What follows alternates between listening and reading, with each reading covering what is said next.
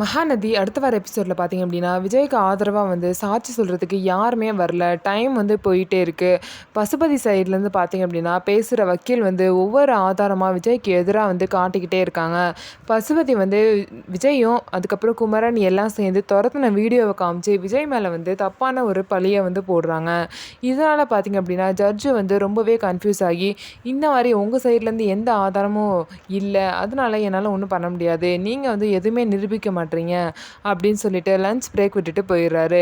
அதுக்கப்புறம் பார்த்தீங்க அப்படின்னா லஞ்சுக்கு அப்புறம் திரும்ப வந்து அந்த கேஸ் வந்து தொடருது. அப்போ வந்து திடீர்னு வந்து குமரன் வந்து வராரு. குமரன் வந்து இந்த மாதிரி நடந்ததெல்லாம் சொல்கிறாரு. பசுபதி தான் வந்து இந்த மாதிரி வெண்ணிலாவோட மாமாவை மிரட்டிட்டு இருந்தாரு அப்படின்னு சொல்லிட்டு எல்லா உண்மையும் சொல்கிறாங்க. இருந்தாலும் பார்த்தீங்க அப்படின்னா சாட்சிகள் வந்து உண்மையை சொல்லாத வரைக்கும் நாங்கள் எதையுமே நம்ப முடியாதுன்னு சொல்லிட்டு ஜட்ஜும் சொல்லிடுறாரு. அப்போ பார்த்தீங்க அப்படின்னா எதுவுமே பண்ண முடியாத நேரத்தில் விஜயோட கேஸை முடிக்கிற மாதிரி ஜட்ஜு வந்து பார்த்தீங்க அப்படின்னா வழக்கை வந்து வாசிக்கிறாங்க. அப்போ வந்து கரெக்டாக காவேரி வந்து வெண்ணிலாவை வந்து கூட்டிகிட்டு வந்துடுறாங்க. வெண்ணிலாவை கூட்டிகிட்டு வந்து சாட்சி இருக்குது அப்படின்னு சொல்லிட்டு வெண்ணிலா பார்த்தீங்க அப்படின்னா உண்மையை சொல்ல போகிறாங்க. அப்போதைக்கு வந்து கரெக்டாக வெண்ணிலாவுக்கு மயக்கம் வர மாதிரி இருக்குது. மயக்கம் வர மாதிரி இருந்தாலும் வெண்ணிலா வந்து பார்த்தீங்கன்னா விஜய்க்கு இதுக்கு எந்த சம்மந்தமும் இல்லை, பசுபதி தான் காரணம் அப்படிங்கிற உண்மையை எல்லாரும் முன்னாடி சொல்லிடுறாங்க. இதுக்கப்புறம் பார்த்தீங்க அப்படின்னா விஜயும் வந்து ரிலீஸ் ஆயிடுறாங்க. பசுபதியை வந்து எப்படியாவது வந்து கொண்டு வந்துடணும் அப்படின்னு சொல்லிட்டு போலீஸ் வந்து பசுபதி வந்து தேடிட்டு இருக்காங்க.